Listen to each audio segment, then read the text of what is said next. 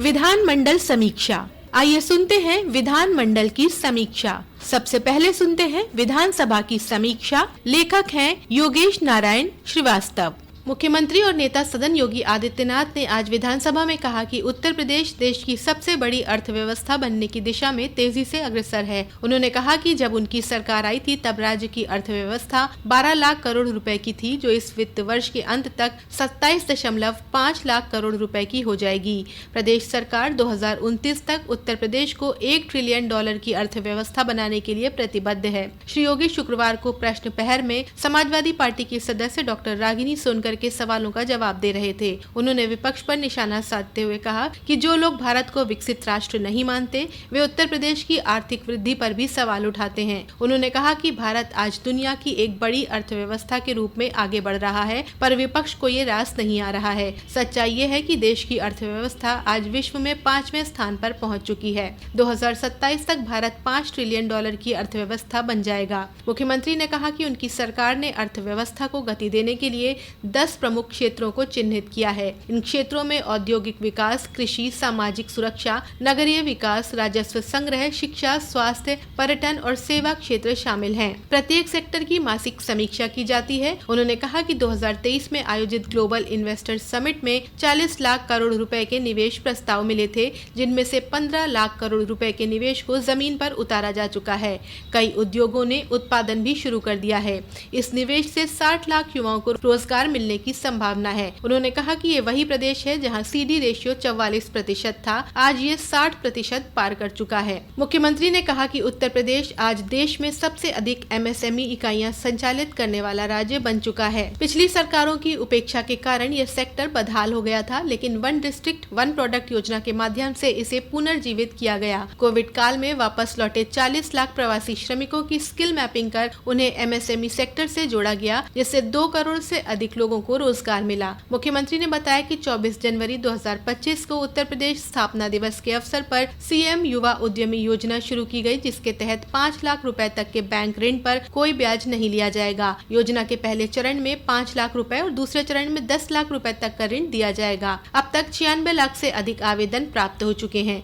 सपा सदस्य रागिनी सोनकर द्वारा पूछे गए सवाल से संबंधित नेता प्रतिपक्ष माता प्रसाद पांडे के अनुपूरक प्रश्न पर नेता सदन श्री योगी ने कहा कि उत्तर प्रदेश के किसानों की हालत 2017 से पहले बेहद खराब थी। आज किसान आत्महत्या नहीं कर रहा, बल्कि अपनी उपज का 1.5 गुना मूल्य पा रहा है। धान की खेती में किसानों को प्रति क्विंटल 2300 रुपए मिल रहे हैं, जबकि लागत 1100 रुपए आती है। इसी तरह गेहूं पर भी सरकार किसानों को 2 गुना मूल्य दे रही है। श्री योगी ने कहा कि प्रदेश में महिलाओं को स्वावलंबन की दिशा में जो कार्य हुए हैं, उसमें अकेले उत्तर प्रदेश पुलिस भर्ती में 20% भर्ती अनिवार्य रूप से कर रहा है। उन्होंने कहा कि समाजवादी पार्टी की सरकार ने उत्तर प्रदेश को देश के बीमारू राज्यों की श्रेणी में लाके खड़ा कर दिया था। हम संसाधनों का भरपूर उपयोग कर रहे हैं। उन्होंने कहा कि पिछले 8 वर्षों में डबल इंजन सरकार के प्रयासों से उत्तर प्रदेश 6ठी 7वीं अर्थव्यवस्था से उभरकर देश की दूसरी सबसे बड़ी अर्थव्यवस्था बन चुका है। आज ही शून्य प्रहर में उत्तर प्रदेश की स्वास्थ्य सेवाओं को लेकर नेता प्रतिपक्ष और सपा सदस्यों द्वारा उठाए गए सवालों के जवाब में प्रदेश के डिप्टी CM ब्रजेश पाठक ने बताया कि 2017 के बाद से प्रदेश की स्वास्थ्य सेवाओं में व्यापक सुधार हुए हैं। हर जिले में जिला अस्पतालों में निःशुल्क स्वास्थ्य सेवाएं उपलब्ध कराई जा रही है। जहाँ तक अस्पतालों में चिकित्सक और पैरा मेडिकल स्टाफ न होने की बात है, तो जहां कहीं भी रिक्तियां हैं उन्हें जल्द भरा जाएगा। प्रदेश में 65 से ज्यादा मेडिकल कॉलेज कार्य कर रहे हैं। इसके अलावा 27 नर्सिंग कॉलेज संचालित हैं। उन्होंने कहा कि यदि प्रदेश की स्वास्थ्य सेवाएं बेहतर न होती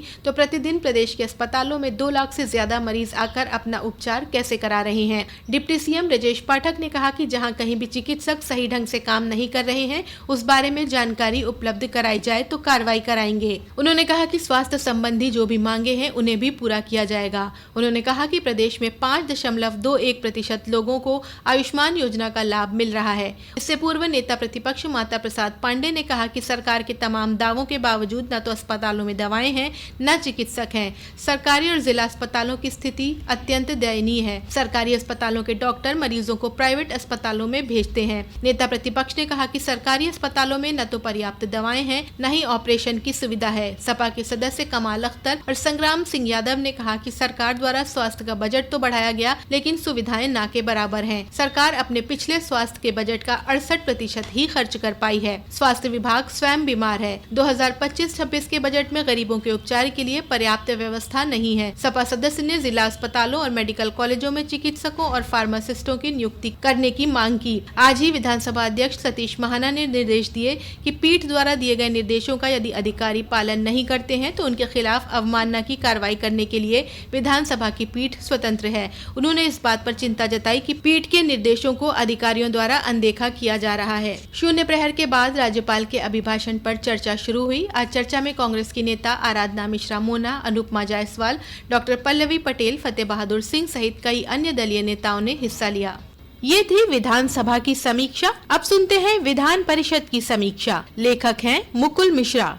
विधान परिषद में सपा ने आज विधान परिषद में बेरोजगारी का मुद्दा उठाया, जिस पर नेता सदन व उप मुख्यमंत्री केशव प्रसाद मौर्य ने कहा कि हम युवाओं को पूरी पारदर्शी प्रक्रिया से रोजगार दिया जा रहा है। आज पैसा नहीं, प्रतिभा को नौकरी मिलती है। प्रश्न प्रहर में आज शिक्षक दल के सदस्य ध्रुव कुमार त्रिपाठी ने उच्च शिक्षा विभाग से संबंधित शिक्षकों एवं सेवानिवृत्त शिक्षकों को नोशनल वेतन वृद्धि देने के संबंध में उच्च शिक्षा मंत्री से प्रश्न किया। उच्च शिक्षा मंत्री ने सदन को तथ्यों से अवगत कराया। उनके उत्तर से सदस्य संतुष्ट नहीं हुए। सभापति कुंवर मानवेंद्र सिंह ने कहा कि जब एक ही शासनादेश के तहत प्राथमिक, बेसिक और माध्यमिक को लाभ मिल रहा है तो उच्च शिक्षा के शिक्षकों को भी यही लाभ मिल सके, इस पर विचार करें। सपा के मान सिंह यादव और शिक्षक सदस्य ध्रुव कुमार त्रिपाठी के शिक्षा मित्रों के मानदेय बढ़ाने और समान कार्य का समान वेतन दिए जाने के संबंधी प्रश्न पर बेसिक शिक्षा मंत्री संदीप सिंह ने कहा कि मानदेय बढ़ाए जाने का कोई विचार अभी नहीं है और दोनों की नियुक्ति प्रक्रिया अलग है। शिक्षा मित्रों का मानदेय पहले ही बढ़ाया जा चुका है, जिस पर सभापति ने शिक्षा मित्रों का मानदेय बढ़ाने पर सहानुभूति पूर्वक विचार करने के निर्देश दिए। शून्य प्रहर में भाजपा के डॉक्टर सुधीर गुप्ता ने जनपद शाहजहांपुर के जिला खाद्य एवं विपणन अधिकारी द्वारा उनसे किए गए दुर्व्यवहार के संबंध में विशेषाधिकार हनन की सूचना दी। सभापति ने अधिकारियों को स्पष्टीकरण लेने के निर्देश दिए।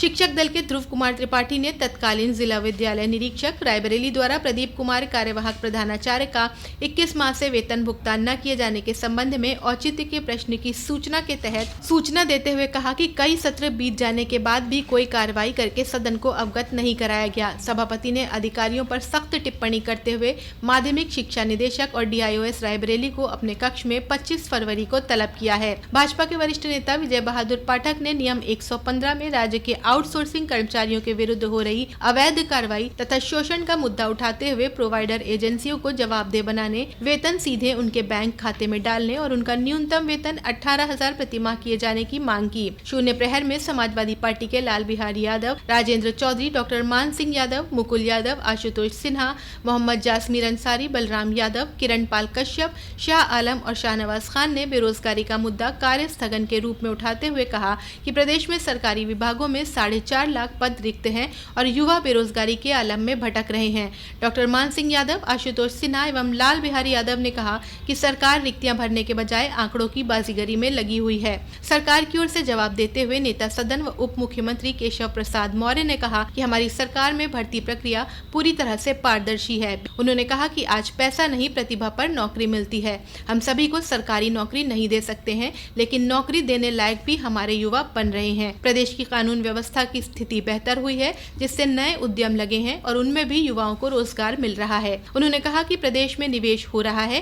प्रतिभाशाली युवा देश ही नहीं विदेशों तक में नाम रोशन कर रहे हैं। प्रदेश को बेरोजगारी से मुक्त, गरीबी, गुंडों माफियाओं से मुक्त, दंगा मुक्त बनाने के लिए हम कृत संकल्पित हैं और प्रयासरत हैं। अभी आप सुन रहे थे विधानमंडल की समीक्षा। लेखक थे योगेश नारायण और मुकुल मिश्रा।